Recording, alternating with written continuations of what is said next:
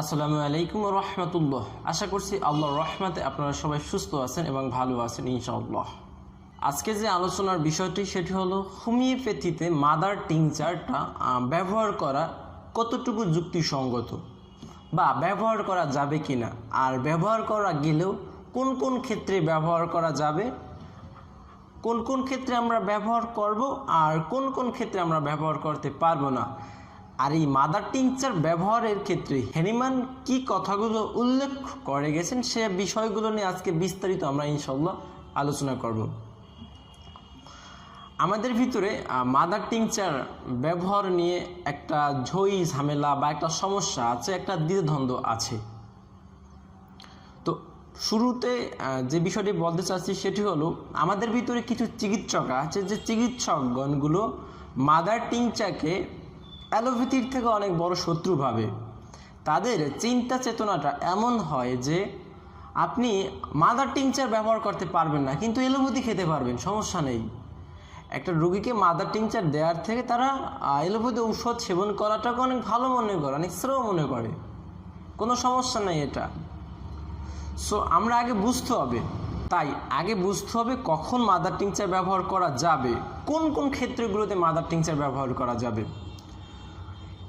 একটা বিষয় আপনাদেরকে বলি, মাদার টিংচার ব্যবহার করা যাবে, তবে সব ক্ষেত্রে নয়। হ্যানিম্যান উল্লেখ করেছেন যে কোনো রোগের ক্ষেত্রেই মাদার টিংচার ব্যবহার করা যাবে না, হোক সেটা অ্যাকুইট হোক সেটা ক্রনিক, যে রোগের ক্ষেত্রে হোক। কারণ হলো মাদার টিংচারের ভিতরে রোগ আরোগ্যদায়ী কোনো ক্ষমতা নেই, মানে রোগকে সুস্থ করার যে ক্ষমতাটা, যে শক্তিটা, যে স্ট্রেংথটা থাকা দরকার, সেই শক্তিটুকু মাদার টিংচারের ভিতরে নেই। মাদার টিংচার যে কাজটি করতে পারে সেটি হলো একটা রোগকে সাময়িকভাবে উপশম দিতে পারে, এই ক্ষমতাটুকু মাদার টিংচারের আছে।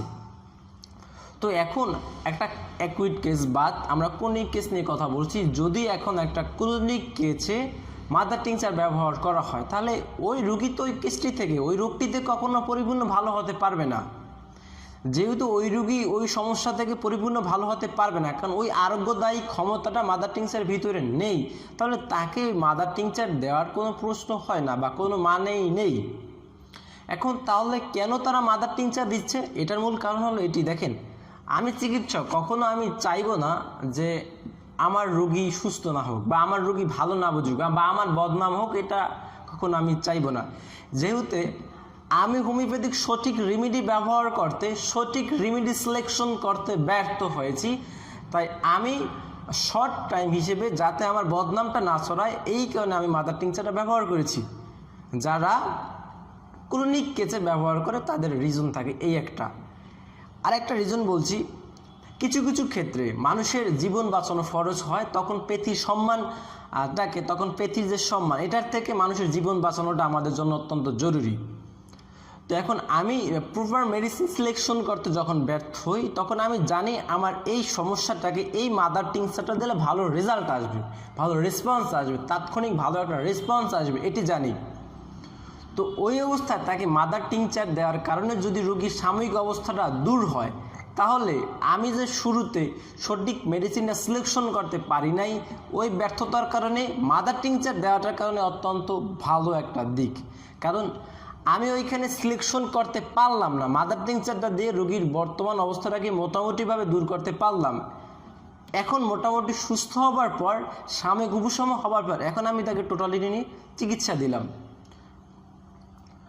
যেমন এমার্জেন্সি কেসগুলোর কথা আমি আপনাদেরকে বলি। যেমন একটা পুড়ে যাওয়া কেস, একটা রোগী প্রচণ্ড পুড়ে গেছে, মনে করেন পা থেকে মাথা অবধি সমস্ত জায়গাগুলো, অঙ্গ প্রত্যঙ্গগুলো তার পুড়ে গেছে বা ঠোসকা পড়ে গেছে। যখন এমন ঘটনা ঘটে, তখন আপনি কি করবেন? রোগীকে অ্যালোপ্যাথি মেডিসিন খেতে দিবেন। ওই যে অ্যাক্সিডেন্টাল কেস, পুড়ে যাওয়া যে কেস, এই কেসটিতে যদি আমরা মাদার ব্যবহার করি, এটা কি অন্যায় হবে? না, আমার দৃষ্টিকোণ থেকে এটি একদমই অন্যায় হবে না। কারণ এই রোগী যদি অ্যালোপ্যাথির চিকিৎসায় 10 দিনে ভালো হয়, মনে রাখবেন হোমিওপ্যাথির চিকিৎসায় এই রোগী 5 দিনে ভালো হবে। কনফার্ম দিলাম, এই পুড়ে যাওয়ার কেসের ক্ষেত্রে 5 দিনে ভালো হবে। এখন এই যে রোগীকে যদি আপনি পটেন্সি ব্যবহার করেন বা মাদার টিংচার ব্যবহার না করে অ্যালোপ্যাথি মলম ব্যবহার করবেন, এটা কি রোগীর জন্য ভালো হবে? বিভিন্ন রকমের ক্যাপসুল, বিভিন্ন রকমের অ্যান্টিবায়োটিক ব্যবহার করবে, এটা কি রোগীর জন্য ভালো হবে? তাই রোগীর এই খারাপ, রোগীর এই সমস্যা থেকে বাঁচানোর জন্য যদি আপনি রোগীকে মাদার ব্যবহার করেন আর সেই মাদার ব্যবহার করার কারণে রোগী যদি ভালো হয়, তাহলে এখানে দোষটা কোথায়? তো হ্যানিম্যান নিষেধ করছে কিন্তু রোগের, হোক সেটা অ্যাকুইট হোক সেটা ক্রনিক, কিন্তু হ্যানিম্যান কখনো এই কথা নিষেধ করে নাই অ্যাক্সিডেন্টের কেসেরগুলোর ক্ষেত্রে মাদার টিংচার ব্যবহার করা যাবে না।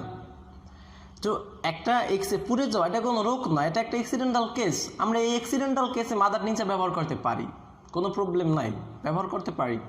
পুড়ে যাওয়া কেস আছে, আপনার কোনো কিছু দিয়ে হঠাৎ কেটে গেছে, এরকম যথেষ্ট অ্যাক্সিডেন্টাল কেস আছে। তারপর আছে যেমন মনে করেন আমরা জানি উচ্চ রক্তচাপ একটা ক্লিনিক কেস। তো এই প্রচণ্ড যখন রক্তচাপটা বেড়ে যায়, যখন সঠিক মেডিসিনটা সিলেকশন করতে আমার অনেক সময় লাগবে, সেক্ষেত্রে আমি দ্রুত একটা মাদার টিংচার দিলে ওইটা খুব কম সময়ের ভিতরে উপশম আসবে, তখন আমি তাকে রিল্যাক্স চিকিৎসাটা দিতে পারি। তো মূলত এই হলো একটা বিষয়। আর এখন অনেকে বলবে যে ভাই আপনি কথা বলছেন ঠিক আছে, যে হোমিওপ্যাথি মাদার টিংচার বাহ্য প্রলেপ না করে আপনার ওই পুড়ে যাওয়া বা অন্যান্য সেক্টরে আপনি সেখানে পটেন্সি মেডিসিন ব্যবহার করতে পারেন। আপনার কি মনে হয় ভাই এগুলো ব্যবহার করি নাই? আমি পুড়ে যাওয়া কেস না, কেটে যাওয়া কেসে সেম পটেন্সি, একটা মাদার টিংচার একটাতে পটেন্সি সেম পটেন্সি ব্যবহার করছি। তো মাদার টিংচার যেটাতে ব্যবহার করা হয়েছে সেটার রেজাল্টটা আর যেটাতে পটেন্সি ব্যবহার করা হয়েছে সেটার রেজাল্টটা কিন্তু অনেক ডিফারেন্ট ছিল, অনেক ডিফারেন্ট যেটা বলা বাহুল্য। সো তাই আমরা দেখতে পাই যে এই যে অ্যাক্সিডেন্টাল কেসগুলোতে মাদার টিংচার দ্রুত রেজাল্ট দিবে এবং আপনাকে এলোপ্যাথির থেকে যথেষ্ট ফাস্ট ফলাফল দিবে। এই দৃষ্টিকোণ থেকে যদি আমরা বিচার করি, সেক্ষেত্রে আমরা মাদার টিংচারকে দিতে পারি। আমি আপনাদেরকে একটা সাবধান করে যাই, সেটা হলো অনেক চিকিৎসক সেক্সুয়াল কেসেরগুলোর ক্ষেত্রে মাদার টিংচার ব্যবহার করে। এটা আসলে যে চিকিৎসকগণ এই যে সেক্সুয়াল কেসগুলোতে মাদার টিংচার ব্যবহার করে, এটা আসলে চরম একটা অন্যায়। এই কারণে সেক্সুয়াল কেসে কখনো মাদার টিংচার প্রয়োগে রোগীর ইমপ্রুভ হবে না, ভালো হবে না, প্রয়োজনে ড্যামেজ হবে, কিন্তু কখনো সে উন্নতি রেজাল্ট পাবে না। তাই যারা সেক্সুয়াল কেসগুলোতে ক্ষেত্রে আপনারা যারা এসব পেশেন্ট আছেন, তারা যদি কখনো মাদার টিংচার চিন্তা করেন অমুক ডাক্তার মাদার টিংচার দিচ্ছেন, তাহলে মনে করবেন ওই ডাক্তার আপনাকে প্রপার আরোগ্য দিতে চায়নি বা প্রপার আরোগ্য দেওয়ার উদ্দেশ্যে আপনাকে সে চিকিৎসা দিতে পারেনি। সে ব্যর্থ হয়েছে আপনার সঠিক রেমেডি সিলেকশন করার জন্য, সঠিক মেডিসিন সিলেকশন করার জন্য, যার জন্য সে আপনাকে মাদার টিংচারটা দিয়েছে। সো এটা একটা হলো মূল পয়েন্ট অফ বিষয়।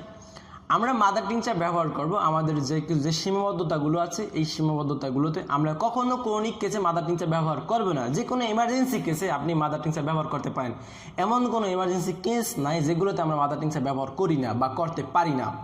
তো এই কেসগুলো অবশ্যই আমাদের জানা দরকার। তো আপনারা যদি এই ইমার্জেন্সি কেস, কোন এমার্জেন্সি কেসে কোন অবস্থায় কিভাবে মাদার টিংচার ব্যবহার করবেন, কতটুকু ব্যবহার করবেন, কোন উপায় ব্যবহার করলে রোগীর কোনো সমস্যা হবে না আর কোন উপায় ব্যবহার করলে সমস্যা হবে, এই বিষয়ে যদি কোনো ভিডিও পেতে চান অবশ্যই কমেন্ট বক্সে জানাবেন, কমেন্ট করবেন। তাহলে অবশ্যই এটা নিয়ে আমার সুন্দর একটা ভিডিও করে দিব ইনশাল্লাহ, আশা করি। তো আজকের ভিডিওটা এই পর্যন্তই। আর দীর্ঘদিন অনিয়মিত ছিলাম, অনিয়মিত থাকার বেশ কিছু রিজন আছে, যাক আজকে সেগুলো শেয়ার করতে চাচ্ছি না। সবাই ভালো থাকবেন, সুস্থ থাকবেন। আসসালামু আলাইকুম।